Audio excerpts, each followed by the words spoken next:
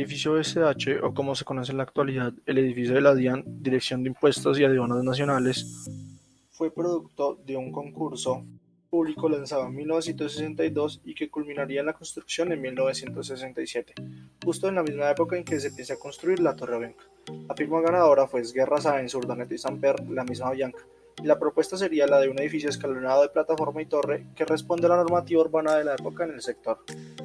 El diseño arquitectónico de este edificio es de apariencia austera, el cual describe un edificio que no se encuentra enchapado en material de mármol o de algún otro tipo de material lujoso dentro o fuera de este mismo. Este utiliza terminados en concreto y ventanas en lámina. El edificio presenta una introducción de 3 partes, una plataforma, una torre y un remate, todas en sentido horizontal dado por una división de las franjas de antepecho. El primer piso de la plataforma es transparente, la cual pretende fusionar visualmente toda la planta baja de la ciudad a través de una fachada cristalizada, lo que le da un efecto de estar elevado. Más arriba, el segundo y tercer piso se retroceden para generar terrazas hasta llegar al cuarto piso, el cual es la base de la torre. El BCH tiene una tipología de torre sobre plataforma, una variación formal y funcional en la que la porción más amplia y pública del edificio tiene lugar en los primeros pisos y a partir de ahí se dispone de pisos tipo desarrollados mediante una estructura y un punto fijo estratégicamente ubicados. En la parte de la base se encuentran las áreas más amplias, flexibles y públicas. Por otro lado, la parte de la torre superior son pisos tipo principalmente usados para oficinas. El edificio Banco Central Hipotecario se ubica históricamente en la década de los 60. El concurso para su construcción fue en 1962, la iniciación del proyecto se dio en 1963 y la finalización de este en 1967. Esta época se caracterizó por dar paso a la modernización en Colombia en términos de arquitectura y urbanización debido a la construcción de la carrera 10ª desde 1945 hasta 1960 y la consolidación del centro financiero del país. El panorama político no fue tan positivo en esa época, ya que aunque se dio fin a la lucha bipartidista con la creación del Frente Nacional en 1958, se inició el conflicto armado en Colombia con la conformación de las Fuerzas Armadas Revolucionarias de Colombia, FARC, en 1964 y el Ejército de Liberación Nacional, ELN, en 1965. En cuanto al panorama económico de la década de los 60, se caracterizó por tener un crecimiento del PIB del 5.1% anual promedio, cifra considerablemente mayor a las 2 décadas siguientes. Sin embargo, la economía del país era altamente dependiente del café y debido a la falta de recursos para financiar el desarrollo industrial, se implementaron políticas económicas proteccionistas. En el ámbito cultural se destacó la llegada del hipismo a Colombia en 1967 y su combinación con elementos como el folclore ancestral indígena colombiano. El estilo característico del hipismo en los hombres eran ropas coloridas, pelo largo y barbas sin afeitar. La población universitaria y bachiller aumentó de manera drástica y con esto la necesidad de cuestionar las estructuras políticas y modelos educativos del país. Al mismo tiempo, aparecían los ideales revolucionarios en el ámbito académico.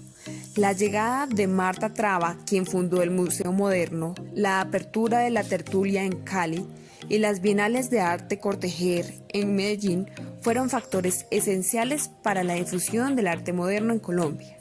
Por último, un hito importante en la literatura en Colombia fue la publicación de la novela 100 años de soledad de Gabriel García Márquez.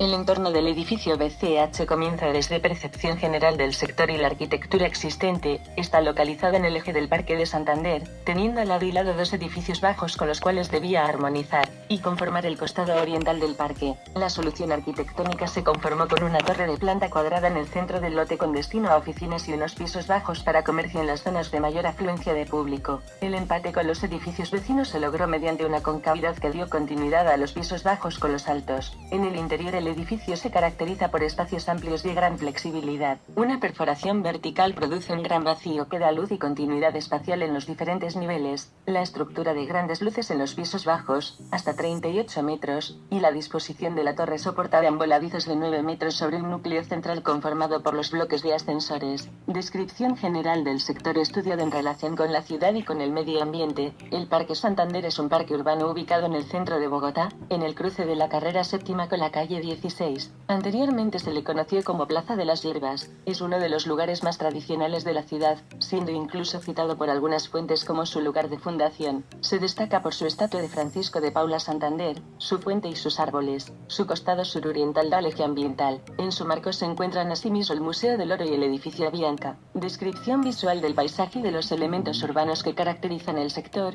Dentro de las obras arquitectónicas del Parque Santander destaca en su costado norte la Torre Avianca, diseñada y construida durante los años 1960, que con sus 37 pisos es una de las construcciones más altas de la ciudad. En el mismo periodo se construye en el costado oriental, al lado del Museo del Oro, el edificio del Banco Central Hipotecario, que se había fundado en 1932. Se destaca por su fuente de 3 chorros y por las proporciones y variedad de sus árboles nativos. Es además un sitio donde se desarrollan ferias artesanales y se convierte los domingos en parada de la ciclovía. Conforma el conjunto de parques del centro de la ciudad junto a los periodistas, el Renacimiento, el Tercer Milenio y la Plaza de San Victorino. En 1939 se inauguró en el costado suroriental del parque el edificio del Jockey Club en el sitio donde se encontraba la que había sido la residencia de Antonio Nariño. En la segunda mitad del siglo XX, por haberse desarrollado en sus inmediaciones los eventos del Bogotazo, la zona se vio favorecida por las necesidades de renovación urbana, pero también por los movimientos migratorios emprendidos por muchos de sus habitantes y actividades hacia el norte de la ciudad,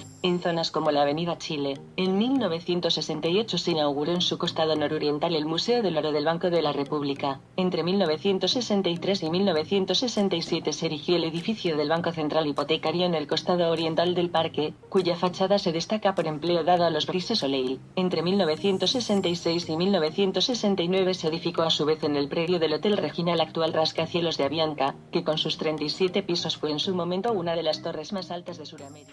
Germán Samper nació en Bogotá en 1924, se graduó en 1947 de Arquitectura de la Universidad Nacional de Colombia.